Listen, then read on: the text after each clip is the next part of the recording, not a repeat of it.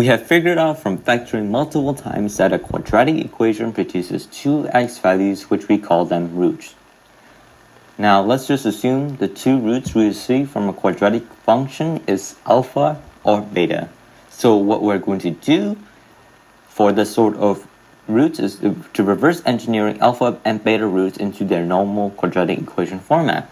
So to get to get x equals alpha and x equals beta, it would at first have to be x minus alpha equals 0 or x minus beta equals 0. So because as we already know that when we add alpha or beta to both sides, we would obtain x equals alpha or beta. The next step would be x minus alpha times x minus beta equals 0.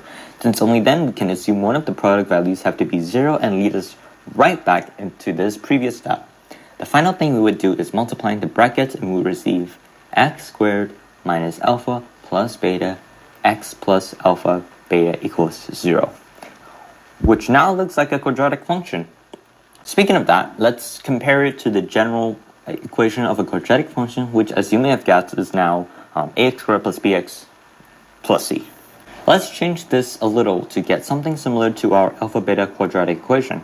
We can do this by dividing both sides with a to get x squared plus bx plus c by a. So comparing these two equations, we can see that alpha plus beta is the same as minus b by a, and alpha times beta is equal to c by a.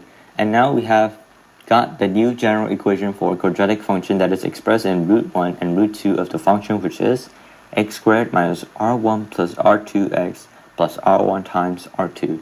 You might be wondering what is the use of these formulas. In the test, they would tell you that alpha and beta are the roots of a particular quadratic equation, and then ask you to make a quadratic equation that have two different roots, usually alpha and beta, but in some different forms. What you would have to do in that situation is find the values of alpha plus beta and alpha times beta using these formulas by substituting the a, b, and c values from the quadratic equation. Then you find the values of the addition and the multiplication of the new roots and substitute them into the general equation of a quadratic function involving roots. And because the new roots that makes the new quadratic equation is just modified forms of alpha and beta, you can use your normal algebra to get required values. Here are some useful algebra formula you might use to change the modified terms into normal alpha plus beta and alpha times beta form. We have already looked them into the algebra class for a couple of years now, so we won't dive into it.